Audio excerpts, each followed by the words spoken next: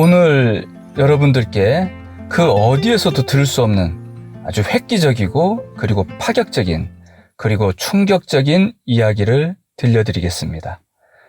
어떻게 보면 이건 동심 파괴에 가깝습니다. 나는 메시아다. 그 말의 진실을 여러분들께 전해드리고자 합니다. 메시아라는 존재들은 자기의 제자들을 또는 자기를 따르는 사람들을 메시아로 만들지 못하면 스스로 메시아임을 증명할 수 없습니다. 이것이 메시아의 전제 조건입니다. 소위 이런 얘기를 하죠. 장님들이 서로 코끼리를 더듬으면서 이것은 무엇이다, 이것은 무엇이다 라고 서로의 경험을 막 주장하는 그런 이야기가 있죠. 자, 여기서 누가 그래요? 나는 장님이 아니다 라고, 그래서 자기를 믿으라는 거예요. 또 그냥 믿지는 않으니까 믿음의 조건을 제시해야 되겠죠. 나는 성경에 예언되어 있는 인물이다. 이렇게 논리적인 이야기를 아주 잘 풀어나가는 겁니다. 사람들한테 논리적 근거를 제시하는 거죠. 자, 이제 논리성이 등장하는 겁니다. 심지어 우리나라 예언서 격암유록이나 정감록까지 들먹거리면서 거기에 예언되어 있다는 식으로 말합니다. 이제 이런 말 듣고 그 논리를 받아들이다 보면 어떻게 생각하겠어요? 그게 드디어 맞아 보이기 시작합니다. 논리를 받아들이면 그렇게 되는 거예요. 그리고 그 논리를 보여준 존재를 메시아라고 판단해버립니다. 그러면서 또 그래요. 장님이 어떻게 천국을 이끄냐? 이런 식으로 너희는 나를 장님이 아닌 메시아로 믿으니까 나를 따르라 이런 식으로 이야기를 합니다. 너희는 장님이니까 이제부터 장님이 아닌 나를 따르라는 겁니다. 어떻게 생각하세요? 완전 코미디죠? 그런데 이게 지금 먹혀요? 참으로 신기할 따름입니다. 무슨 말이냐? 완전 논리적 오류가 크잖아요? 그 사람이 장님인지 아닌지 내가 눈을 떠봐야 아는 거 아니겠습니까? 그런데 이 장님이 아니라고 하는 사람은 그저 자기를 따르라고 하지 따르는 사람들의 눈을 열어주려고는 하지 않아요. 이게 핵심입니다. 이런 사람들의 특징은 경전을 자기 나름대로의 논리를 세워서 그 논리를 기준으로 보게 합니다. 그럼 당연히 그 성경이 또는 경전이 그 논리를 중심 삼고 그렇게 보이겠죠? 그리고 그게 하나님이 또는 예수님이 또는 부처님이 하시는 말씀이라고, 진리라고, 그 핵심이라는 거예요. 그리고 진짜 성인들께서 하시려는 그 말씀들의 핵심들은 안드로메다로 날려버리는 겁니다. 이것이 사이비 종교의 탄생입니다. 자기만이 진리야 이런 거죠. 자, 그런데 참으로 감사하게도 경전에 이런 오류를 명확히 알고 빠지지 않도록 성인들께서 조치를 해놓으셨다는 겁니다. 우선 성경을 살펴보도록 하겠습니다. 저는 성경의 핵심은 역시 눈 뜨는 데 있다고 봅니다.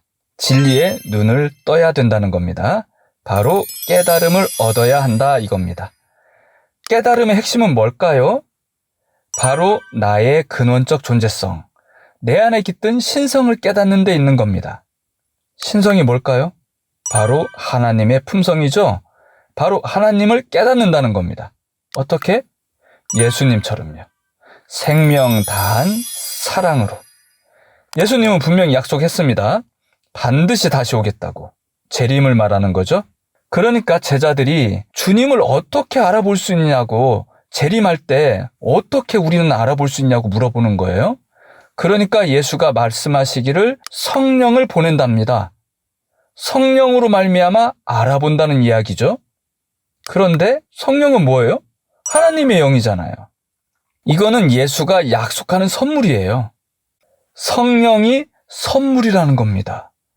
그런데 이 선물을 받으려면 어떻게 해야 돼요? 바로 예수의 두 계명을 목숨 다해 지키라고 합니다.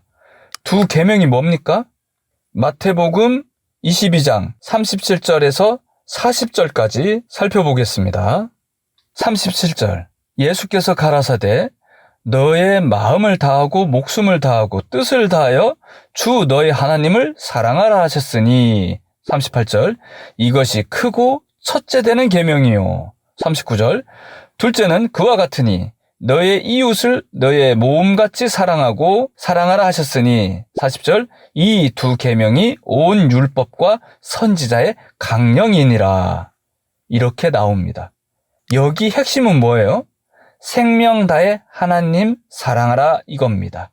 그리고 그 심정으로 너의 이웃을 네 몸과 같이 사랑하라 이겁니다. 이렇게 계명을 지키는 존재에게 성령이 강림하실 것을 약속합니다. 그런데 이 두 계명, 기독교인들 개떡으로 알죠? 심지어 신흥 종교조차도 여기에 대해서 말하지 않습니다.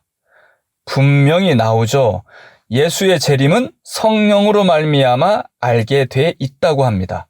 그런데 그 성령은 두 계명을 지켜야만이 강림한다고 합니다. 그리고 이런 말씀을 합니다. 요한복음 15장 13절에서 15절 그리고 26절 한번 살펴보겠습니다.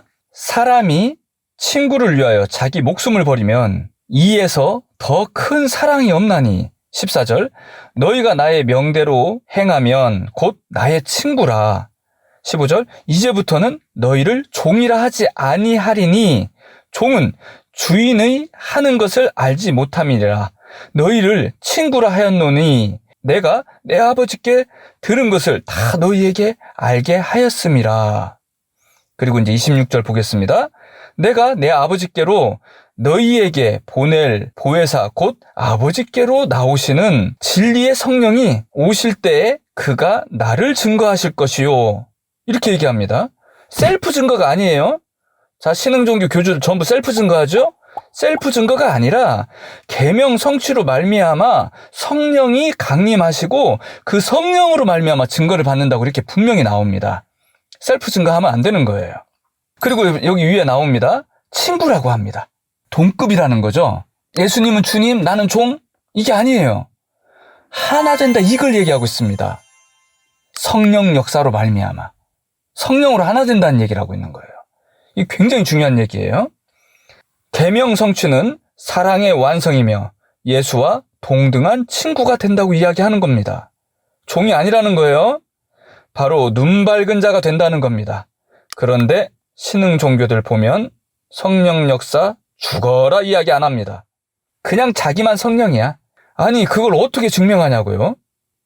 예수께서 이런 말씀을 하는 이유는 제자들과 성령으로서 하나 되고자 함을 선포한 겁니다. 그런데 신흥 종교 교주들은 그냥 자기만 성령이에요. 제자들을 성령이 될 수 있도록 길을 열어주지 않습니다. 왜 그럴까요? 정답은 자기가 성령의 실존이 아니라서 그렇습니다.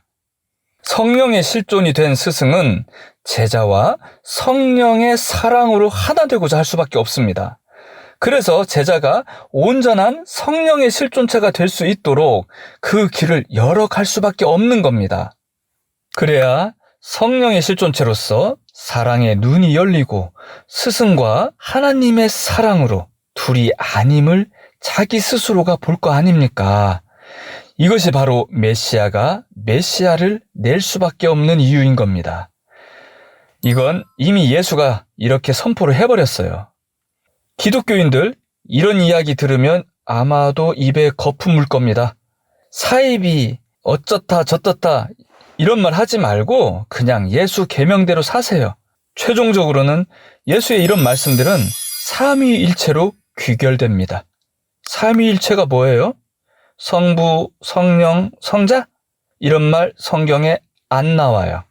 나온다면 요한복음 14장에 나와요. 이거는 아마도 성경의 엑기스가 아닐까 한 생각이 듭니다. 한번 보겠습니다.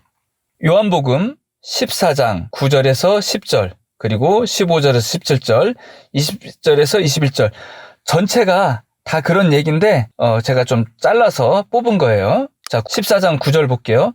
예수께서 가라사대 빌립아 내가 이렇게 오래 너희와 함께 있으되 너희가 나를 알지 못하느냐? 나를 본 자는 아버지를 보았거늘 어찌하여 아버지를 보이라 하느냐? 10절 나는 아버지 안에 있고 아버지는 내 안에 계신 것을 너희가 믿지 아니하느냐? 내가 너희에게 이르는 말이 스스로 하는 것이 아니라 아버지께서 내 안에 계셔서 그의 일을 하시는 것이니라. 15절 너희가 나를 사랑하면 나의 계명을 지켜라. 16절 내가 아버지께 구하겠으니 그가 또 다른 보혜사를 너희에게 주사 영원토록 너희와 함께 있게 하시리니 17절 저는 진리의 영이다. 성령을 말하는 거죠. 보혜사 진리의 영이라. 세상은 능히 저를 받지 못하나니 성령을 받지 못하나니 이는 성령을 보지도 못하고 알지도 못함이니라.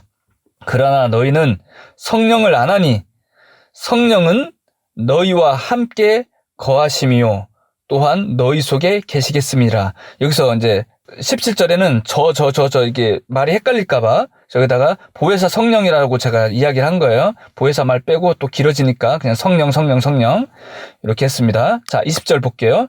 그날에는 내가 아버지 안에 너희가 내 안에 내가 너희 안에 있는 것을 너희가 알리라. 누가 알아요? 너희가 안돼요. 이게 삼위일체예요. 내가 여기서 누구예요? 예수님이죠. 말씀하시는 예수님. 예수님이 아버지가 누구예요? 하나님이잖아요. 예수님이 하나님 안에 있고 너희가 말씀 듣는 제자들이죠. 너희가 예수님 내 안에 있고 그리고 내가 너희 안에 있는 걸 너희가 안다 이거예요. 이게 삼위일체입니다.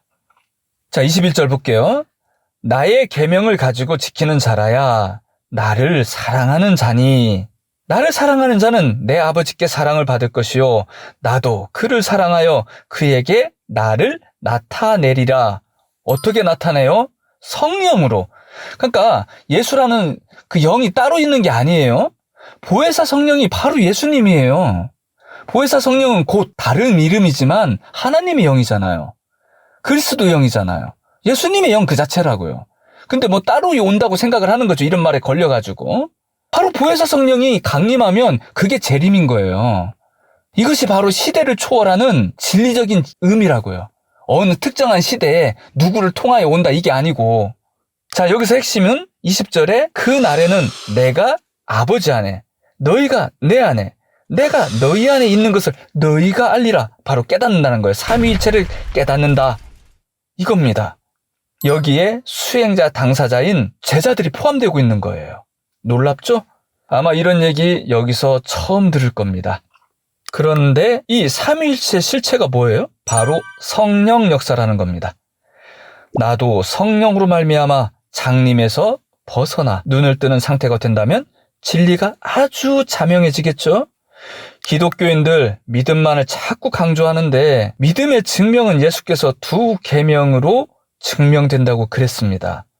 두 계명을 지켜야 예수님을 사랑하는 것이고 그것이 곧 예수님을 믿는 거라고 하였습니다. 계명은 온데간데 없고 지켜지지도 않으면서 예수 믿는다고 뻥치면 안 되겠죠? 불교에도 이 삼위일체 이야기가 나옵니다. 법화경에 견보타품이라는 데서 나와요.